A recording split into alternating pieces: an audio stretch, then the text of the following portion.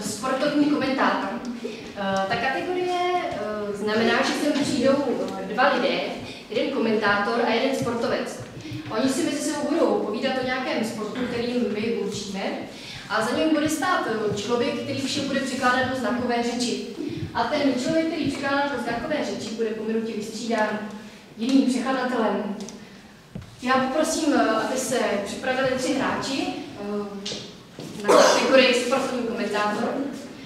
Tato kategorie je opět omezená 2 minutami.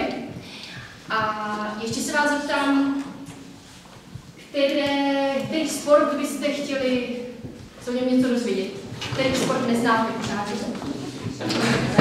Prosím, šachy, něco? Jaký zájem o sport? Dostihy? Šachové dostihy by byly celkem fajn, tak už vám to řeknu. Co? Máme 3 hráče. Poprosím ještě někoho, kdo bude střídat překladatele do znakové řeči. Já klidně budu taky. Tady je Zuzka. Jo, ještě další.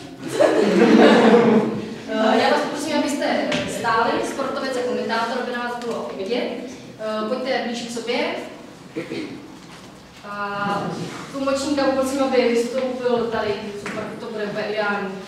Takže bude to sportovec, který bude sportovat v šachových dostizích. Uvidíme, co se o tom dozvíme. Po minutě budeme střídat tlumočníka. Dobrý večer, vážení přátelé, vítejte v našem pořadu. Dnes jsme se tady pro vás připravili na vzácné hosta. Je to přeborník v šachových dostizích, pan Pavel Palička. Dobrý den. Dobrý den. Pane Paličko, řekněte nám, jak se tak krátce k tomu sportu dostali?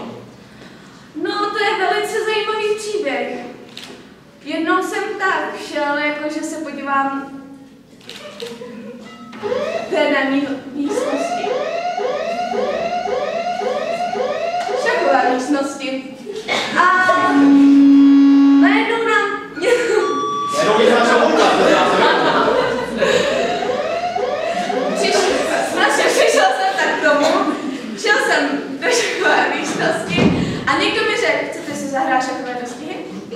A co jste udělal? Řekl jsem ano. Dobře, teď jste nám krásně představila tomu sport, že tam nějaké vaše největší úspěchy v tomu sportu, co jste dostala. Ano, bylo to mistrovství světa. Já je stopnu a poprosím o výměnu tlumočníka. A ukažte nám, jak se hrají takové ty šachové závody. Bylo to mistrovství světa ve Vancouveru, jo. A byla to zapeklitá situace.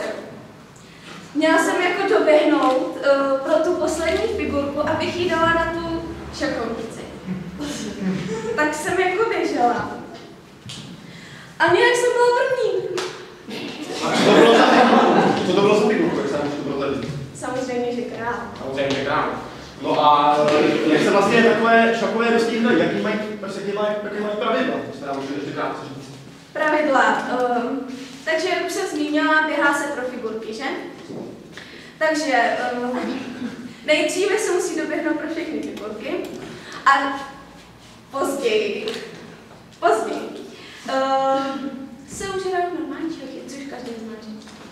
A já si každý dokáže přesně, takže dáme pána, děkujeme, to byl Pavel Palička, mistr šachových dostizí. Děkujeme.